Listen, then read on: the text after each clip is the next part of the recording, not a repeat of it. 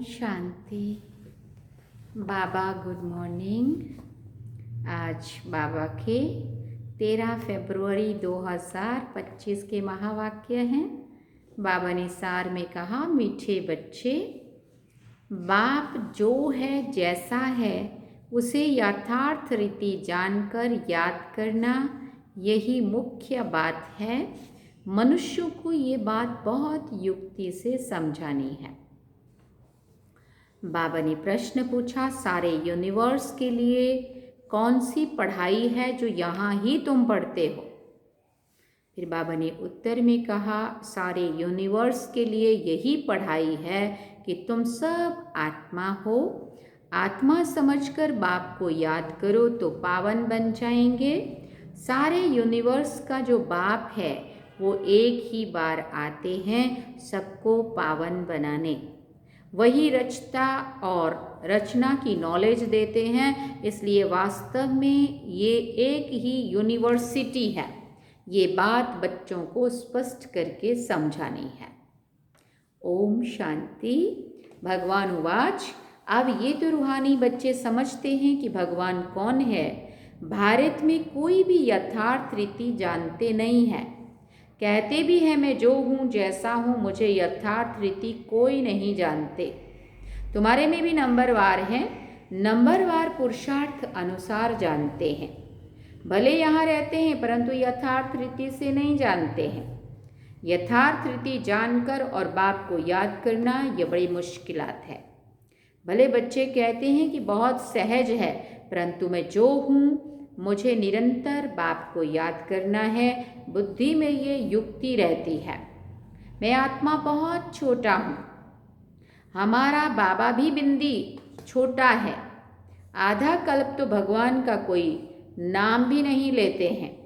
दुख में ही याद करते हैं, हे भगवान। अब भगवान कौन है ये तो कोई मनुष्य समझते नहीं है। अब मनुष्यों को कैसे समझाएं, इस पर विचार सागर मंथन चलना चाहिए। नाम भी लिखा हुआ है, प्रजापिता ब्रह्मा कुमारी ईश्वरीय विश्वविद्यालय। इससे भी समझते नहीं है कि ये रूहानी बेहद के बाप का ईश्वरीय विश्वविद्यालय है। अब क्या नाम रखें जो मनुष्य झट समझ जाए? कैसे मनुष्यों को समझाएं कि ये यूनिवर्सिटी है? यूनिवर्स से यूनिवर्सिटी अक्षर निकला है। यूनिवर्स अर्थात सारा वर्ल्ड, उसका नाम रखा है यूनिवर्सिटी, जिसमें सभी मनुष्य पढ़ सकते हैं। यूनिवर्स की पढ़ने के लिए यूनिवर्सिटी है। अब वास्तव में यूनिवर्स के लिए तो एक ही बाप आते हैं, उनकी ये एक ही यूनिवर्सिटी है। एम ऑब्जेक्ट भी एक है। बाप ही आकर सारे यूनिवर्स को पावन बनाते हैं, योग सिखाते हैं। ये तो सब धर्म वालों के लिए है। कहते हैं अपने को आत्मा समझो। सारे यूनिवर्स का बाप है इनकॉर्पोरियल गॉड फादर, तो क्यों ना इसका नाम spiritual university of spiritual incorporeal God father रखें। ख्याल किया जाता है ना, मनुष्य ऐसे हैं जो सारे वर्ल्ड में बाप को एक भी नहीं जानते हैं। रचता को जाने तो रचना को भी जाने। रचता द्वारा ही रचना को जाना जा सकता है। बाप बच्चों को सब कुछ समझा देंगे और कोई भी नहीं जानते हैं। ऋषि मुनि भी नेति नेति करते गए तो बाप कहते हैं तुमको पहले ये रचता और रचना की नॉलेज नहीं थी, अभी रचता ने समझाया है। बाप कहते हैं मुझे सब पुकारते भी हैं कि आकर हमको सुख शांति दो, क्योंकि अभी दुख अशांति है। उनका नाम ही है दुख हरता सुख करता। वो कौन है? भगवान। वो कैसे दुख हर कर सुख देते हैं ये भी कोई नहीं जानते हैं। तो ऐसा क्लियर करके लिखें जो मनुष्य समझें कि निराकार गॉड फादर ही ये नॉलेज देते हैं। ऐसे ऐसे विचार सागर मंथन करना चाहिए। बाप समझाते मनुष्य सभी हैं पत्थर बुद्धि, अभी तुमको पारस बुद्धि बना रहे हैं। वास्तव में पारस बुद्धि उन्हें कहेंगे जो कम से कम 50 से अधिक मार्क्स लें। पारस बुद्धि उन्हें कहेंगे जो कम से कम 50 से ज़्यादा मार्क्स तो होने चाहिए ना। फेल होने वाले पारस बुद्धि नहीं है। ये भी कोई समझते नहीं है कि राम को बाण क्यों दिखाए हैं? श्री कृष्ण को बांसुरी दिखाई, झूला दिखाया, रास गरबा दिखाया, सारी बातें कितनी अच्छी दिखाई, खुशी वाली। और श्री राम को क्या दिखाया? तीर कमान दिखाया, वनवास दिखाया, क्या क्या दिखाया। श्री कृष्ण को सुदर्शन चक्र दिखाया है कि उसने सबको मारा, और राम को बाण दिखाए हैं। एक खास मैगजीन निकलती है जिसमें दिखाया है श्री कृष्ण जैसे सुदर्शन चक्र से अकासुर बकासुर आदि को मारते हैं, दोनों को हिंसक बना दिया है, और फिर डबल हिंसक बना दिया है। कहते हैं उन्हों के को भी बच्चे पैदा हुए हैं ना, अरे वो तो है ही निर्विकारी देवी देवता, वहाँ रावण राज्य है ही नहीं। इस समय रावण संप्रदाय कहा जाता है। अभी तुम समझते हो हम योग बल से विश्व की बादशाही लेते हैं, तो क्या योग बल से बच्चे नहीं हो सकते हैं? वो तो है ही निर्विकारी दुनिया। अभी तुम शूद्र से ब्राह्मण बने हो, ऐसा अच्छी रीति समझाना है जो मनुष्य समझें कि इनके पास पूरा ज्ञान है। थोड़ा भी इस बात को समझेंगे तो समझा जाएगा ये ब्राह्मण कुल का है। कोई के लिए तो झट समझ जाएंगे ये ब्राह्मण कुल का है नहीं। आते तो अनेक प्रकार के हैं ना, तो तुम spiritual university of spiritual incorporeal God father लिख कर भेजो। हाँ, लिख कर देखो क्या होता है। क्या विचार सागर मंथन कर अक्षर मिलाने होते हैं, इसमें बड़ी युक्ति चाहिए लिखने की। फिर बाबा ने कहा जो मनुष्य समझे कि यहाँ ये नॉलेज गॉड फादर समझाते हैं अथवा राजयोग सिखाते हैं, ये अक्षर भी कॉमन है, जीवन मुक्ति, डीटी, सावरंटी इन सेकेंड। हाँ, एक सेकेंड में जीवन मुक्ति बोलते हैं ना, ऐसे ऐसे अक्षर हों जो मनुष्यों की बुद्धि में बैठें। ब्रह्मा द्वारा विष्णुपुरी की स्थापना होती है। मन मना भव का अर्थ है बाप और वर्षे को याद करो। तुम हो ब्रह्मा मुख वंशावली ब्राह्मण कुलभूषण स्वदर्शन चक्रधारी। अब वो तो स्वदर्शन चक्र विष्णु को दिखाते हैं, श्री कृष्ण को भी 4 भुजा दिखाते हैं। अब उनको 4 भुजाएं कैसे हो सकती हैं? बाप कितना अच्छी रीति समझाते हैं। बच्चों को बड़ा विशाल बुद्धि पारस बुद्धि बनना है। सतयुग में यथा राजा रानी तथा प्रजा पारस बुद्धि कहेंगे ना, वो है पारस दुनिया और ये है पत्थरों की दुनिया। तुमको ये नॉलेज मिलती है मनुष्य से देवता बनने की। तुम अपना राज्य श्रीमत पर फिर से स्थापन कर रहे हो। बाबा हमको युक्ति बतलाते हैं कि राजा महाराजा कैसे बन सकते हो। तुम्हारी बुद्धि में ये ज्ञान भर जाता है औरों को समझाने के लिए। गोले पर समझाना भी बड़ा सहज है। इस समय जनसंख्या देखो कितनी है, सतयुग में कितने थोड़े होते हैं। संगम तो है ना, ब्राह्मण तो थोड़े होंगे ना, ब्राह्मणों का युग ही छोटा है। ब्राह्मणों के बाद देवताएं फिर वृद्धि को पाते हैं। बाजोली होती है ना, तो सीढ़ी के चित्र के साथ विराट रूप भी होगा तो समझाने में क्लियर होगा। जो तुम्हारे कुल के होंगे उनकी बुद्धि में रचता और रचना की नॉलेज सहज ही बैठ जाएगी। उनकी शक्ल से भी मालूम पड़ता जाता है कि ये हमारे कुल का है या नहीं। अगर नहीं होगा तो तवाई की तरह सुनेगा, मना सुना करेगा, उसको जैसे कुछ समझ ही नहीं आ रहा हो। जो समझू होगा वो ध्यान से सुनेगा। एक बार किसी को पूरा तीर लगा तो आते रहेंगे, कोई प्रश्न पूछेंगे और कोई अच्छा फूल होगा तो रोज आप पे ही आकर पूरा समझ कर चला जाएगा। चित्रों से तो कोई भी समझ सकते हैं, ये तो बरोबर देवी देवता धर्म की स्थापना कर रहे हैं। कोई ना पूछते भी आप ही समझते रहेंगे, कोई तो बहुत पूछते रहेंगे, समझेंगे कुछ भी नहीं। फिर समझाना होता है, हंगामा तो करना नहीं है। फिर कहेंगे ईश्वर तुम्हारी रक्षा भी नहीं करते हैं। हाँ, अब वो रक्षा क्या करते हैं सो तो तुम भी जानते हो। कर्मों का हिसाब किताब तो हर एक को अपना चुकतू करना है। कर्म अगर हमने किए तो हिसाब भी तो अपने को ही चुकतू करना पड़ेगा ना। फिर हम बोलें कि भगवान क्यों रक्षा नहीं करते, भगवान क्यों नहीं बचाते, भगवान क्यों नहीं करते, है ना। बाबा ने कहा अब वो क्या रक्षा करते हैं सो तो तुम जानते हो। कर्मों का हिसाब किताब तो हर एक को अपना अपना चुकतू करना है ना। ऐसे बहुत हैं जो तबीयत खराब होती है तो कहते हैं रक्षा करो। बाप कहते हैं हम तो आते हैं पतितों को पावन बनाने, तो वो धंधा तुम भी सीखो। पांच विकारों पर जीत पहनाते हैं और ही जोर से वो सामना करेंगे। विकार का तूफान बहुत जोर से आता है। बाप तो कहते हैं बाप का बनने से ये सब बीमारियां उथल खाएंगी, तूफान जोर से आएंगे, पूरी बॉक्सिंग है। अच्छे अच्छे पहलवानों को भी हरा लेते हैं। कहते हैं ना चाहते भी कुदृष्टि हो जाती है, रजिस्टर खराब हो जाएगा। कुदृष्टि वाले से तो बात भी नहीं करनी चाहिए। बाबा सभी सेंटर्स के बच्चों को समझा रहे हैं कि कुदृष्टि वाले बहुत ढेर हैं, नाम लेने से फिर और ही ट्रेटर बन जाएंगे। अपनी सत्यानाश करने वाले उल्टे काम करने लग पड़ते हैं। काम विकार नाक से पकड़ लेता है, माया छोड़ती नहीं है। कुकर्म, कुदृष्टि, कुवचन निकल पड़ते हैं, कुचलन हो पड़ती है। इसलिए बहुत बहुत सावधान रहना है। तुम बच्चे जब प्रदर्शनी आदि करते हो तो ऐसी युक्ति रचो जो कोई भी सहज समझ सके। ये गीता ज्ञान स्वयं बाप पढ़ा रहे हैं, इसमें कोई शास्त्र आदि की भी बात नहीं है। ये तो पढ़ाई है। किताब गीता तो यहाँ है ही नहीं। बाप पढ़ाते हैं, किताब थोड़ी हाथ में उठाते हैं।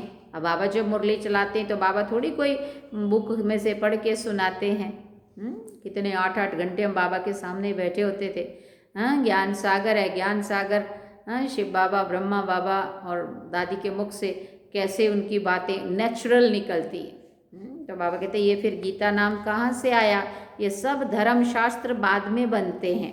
अनेक मठ पंथ है, सबके अपने अपने शास्त्र हैं।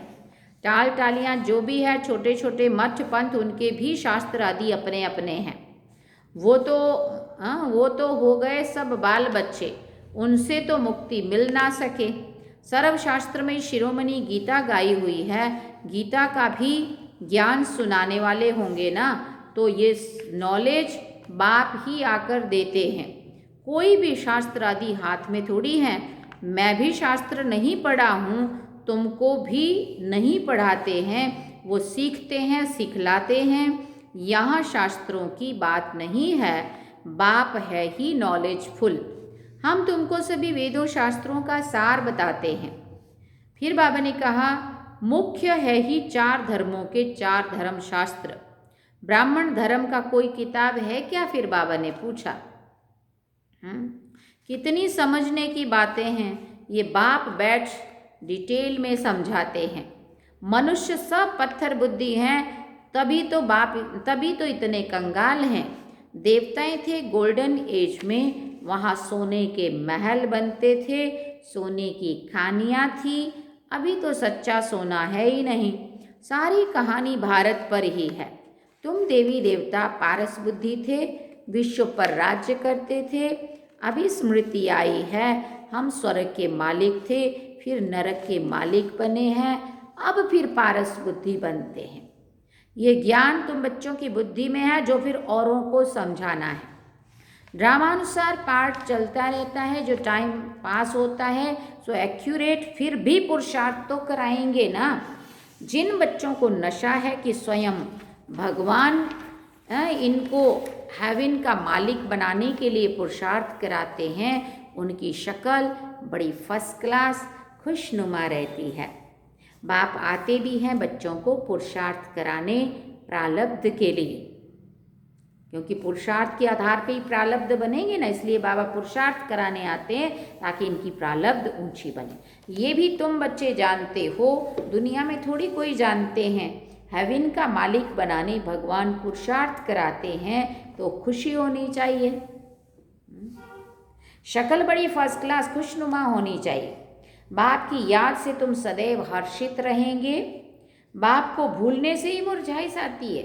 योग में रहेंगे तो देखना फालतू बात ना सुननी पसंद आएगी ना करनी पसंद आएगी। और अगर योग में नहीं होंगे तो क्या है, खाली दिमाग शैतान का घर बोलते हैं ना। तो दिमाग खाली है तो कुछ न कुछ व्यर्थ आएगा, नेगेटिव आएगा, इसका आएगा उसका आएगा, और दिमाग भारी होगा। और खुद का भारी होगा तो अपने पास जो होगा और सबको बांटते रहेंगे, सुनाते रहेंगे। तो बाबा कहते फिर खुद भी मुरझाएंगे और सबको भी मुरझाने देंगे। बाप और वर्षे को याद करने से खुशनुमा हो जाते हैं। हर एक की सर्विस से समझा जाता है। बाप को बच्चों की खुशबू तो आती है ना। सपूत बच्चों से खुशबू आती है, कपूत से बदबू आती है, बाबा कहते हैं। अब ऐसे दमचक्री मचाएंगे, फालतू का बोलेंगे, इधर से सुनेंगे उधर सुनाएंगे, दस का दिमाग बिगाड़ेंगे, हलचल में लाएंगे, वातावरण बिगाड़ेंगे, तो फिर बदबू तो आएगी ना उनसे। तो बाबा कहते हैं ऐसे कपूत बच्चों से फिर बदबू आती है। बगीचे में खुशबूदार फूल को ही उठाने के लिए दिल होगी, अक को कौन उठाएगा? अक के फूल तोड़ के कौन उठाने को मन करेगा? खुशबू वाले से ही लेंगे ना फटाफट। बाप को यथार्थ रीति याद करने से ही क्या होगा? विकर्म विनाश होंगे। अच्छा, मीठे मीठे सिकिल दे बच्चों प्रति माता पिता बाप दादा का याद प्यार और गुड मॉर्निंग। रूहानी बाप की रूहानी बच्चों को नमस्ते।